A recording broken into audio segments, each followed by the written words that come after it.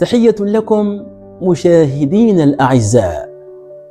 ما الفرق ما بين الحظ والنصيب والهم والغم في اللغة العربية؟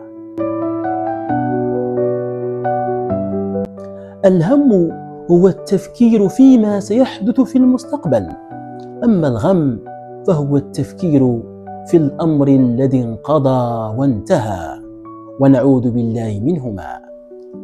النصيب يكون في الأمر الجيد والسيء، أما الحظ فلا يكون إلا في الخير، وما يلقاها إلا ذو حظ عظيم.